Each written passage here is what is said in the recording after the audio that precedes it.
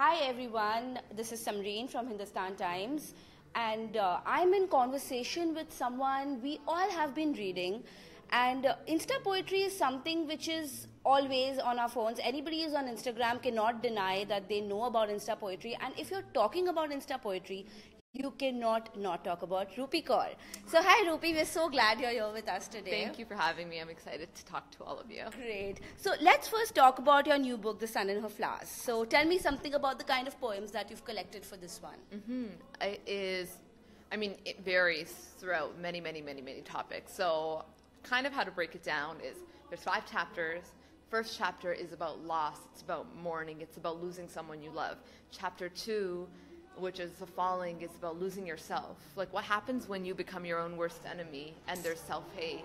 And then chapter 3 is about ancestry, family, the refugee crisis around the world. It's about being an immigrant. So much of my family stories. Chapter 4 had to be about love.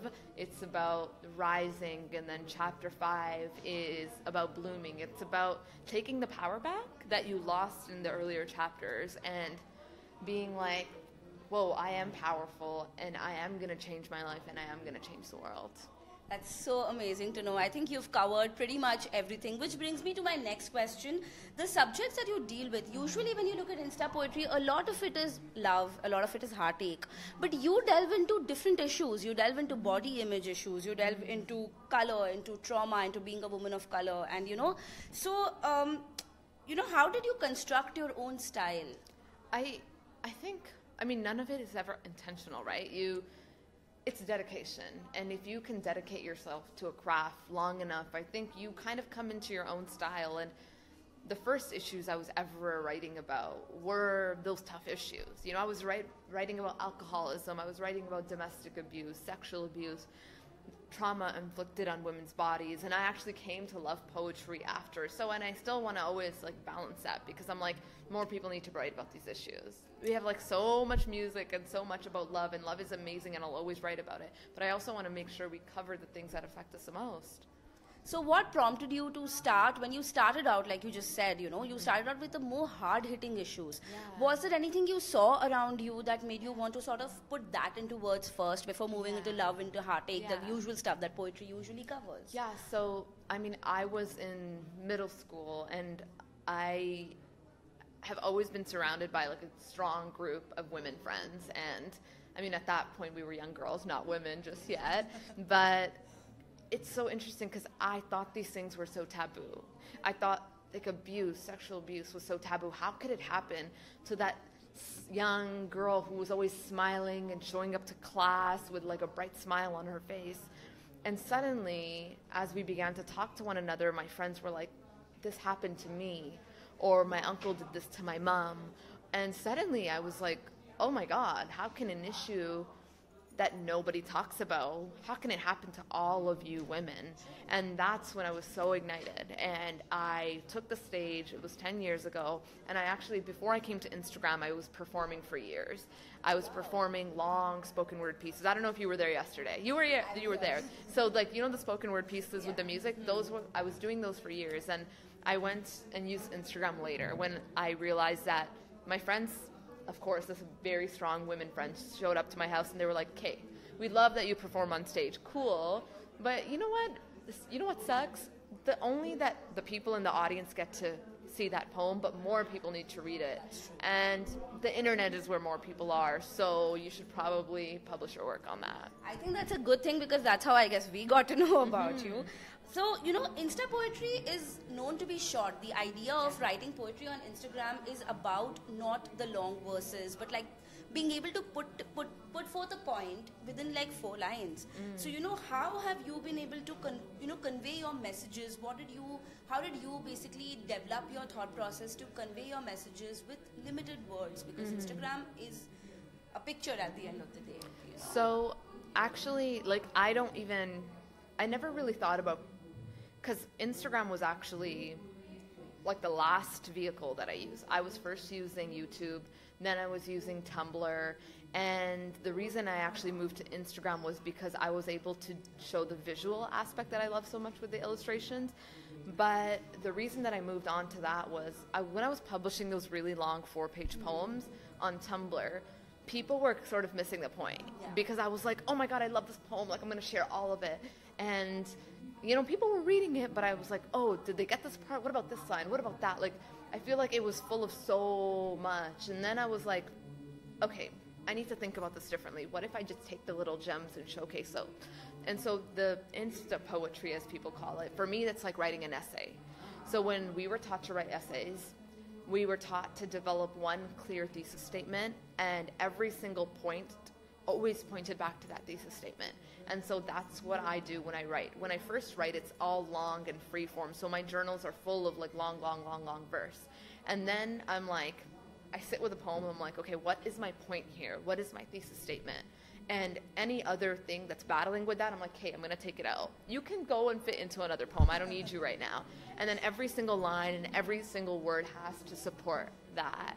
And then, you know, when I can reach the end of a poem and it makes my stomach turn, that's when I know it's finished. Wow, that's nice to know. So tell me, you know, there's something about Insta poetry that, I don't know if I can call them the cynics or just people who are looking for, I don't know, not constructive criticism for sure, but, you know, there's a certain vibe that says that nowadays everybody's an Instagram poet, you know. So, you know, how do you deal with this kind of resistance that people have towards writing poetry on Instagram? I think that when something that's never really seen suddenly starts to become seen, the response, and you see this with everything, like throughout history, there's resistance. And it's like, no, this isn't real. This is like a moment in time. It's going to pass. People are going to wake up and realize it's not important. Like you see that with, remember when you had people saying, like, the world is flat. And then this wonderful genius came along who was like, no, it's actually round. And there was so much resistance. And, like, that's what it is. It's like, oh, this thing doesn't matter. But what's so interesting is that everybody is a poet. As a human being, we're all artists and we're all imaginative beings and we're all poets. So how can we resist that? Yeah. That's a nice way to look at it, actually. So do you think poetry over time has progressed more now that people have more platforms to sort of put their work out? Yes, I think all forms of art and so many industries are revolutionizing because of social media, because social media empowers people. Because first it gives them a space to do what they want that perhaps systems and institutions and companies, they already have built-in systems for decades and decades that, you know, they don't want to change. But you can start fresh when it's just your own space.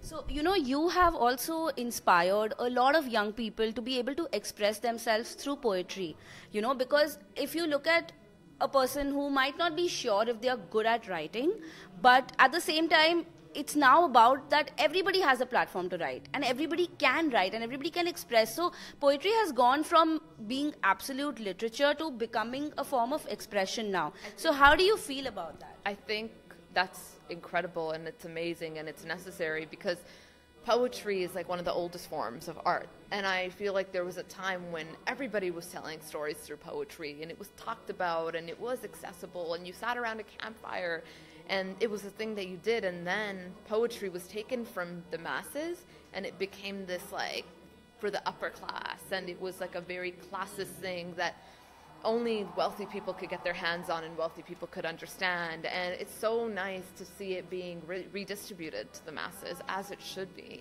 That's nice to know. So do you think at the same time, if you look at it from a different angle, do you think that with the boom of Insta poets, as we may call them, or even on Facebook or any of the social media poets, do you think the craft of poetry is getting lost somewhere?